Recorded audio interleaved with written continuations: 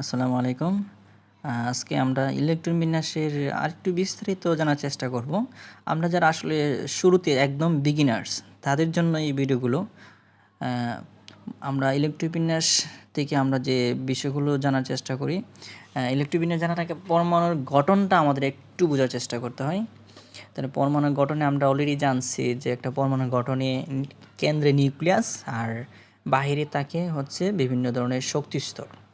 তাহলে এই যে আমরা দেখতেছি এখানে শক্তিস্তর, এই শক্তিস্তর প্রধান শক্তিস্তরগুলো প্রথম 1, তারপর 2, 3, 4 এভাবে বিভিন্ন শক্তিস্তরে বিন্যস্ত থাকে। এবং এই কেন্দ্রে যে নিউক্লিয়াসটি, এই নিউক্লিয়াসে প্রধানত দুইটা অংশ থাকে। একটা হচ্ছে পরমাণুকে আমরা পি দ্বারা এবং নিউট্রনকে আমরা এন দ্বারা প্রকাশ করি। তাহলে দুইটাকে আমরা সম্মিলিতভাবে আমরা পারমাণবিক বল হিসেবে আমরা আখ্যায়িত করি।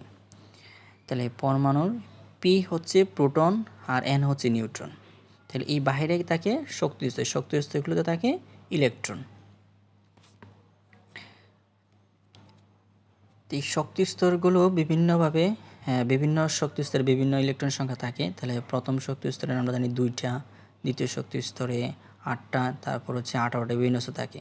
তাহলে এখানে প্রোটন সংখ্যা আর ইলেকট্রন সংখ্যা সমান সমান। প্রোটনের চার্জ পজিটিভ এবং নিউট্রনের নেগেটিভ, দুইটা সমান সমান হওয়ার কারণে তারা বৈদ্যুতিকভাবে নিরপেক্ষ হয়, যেটা আমরা বলি একটা পরমাণু বৈদ্যুতিকভাবে নিরপেক্ষ। তারপর এই যে শক্তিস্তরগুলো কীভাবে বিন্যস্ত থাকে, মানে প্রথম শক্তিস্তরে 2টা, তারপর দ্বিতীয় শক্তিস্তরে 8টা, তৃতীয় শক্তিস্তরে 18টা, এগুলো আমরা আস্তে ধীরে বিস্তারিত আলোচনা করব।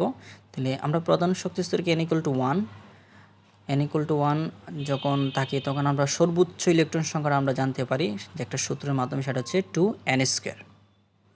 তাহলে n = 1 হলে 2 × 1 স্কোয়ার = 2, n যদি 2 হয় তাহলে 2 × 2 স্কোয়ার = 8।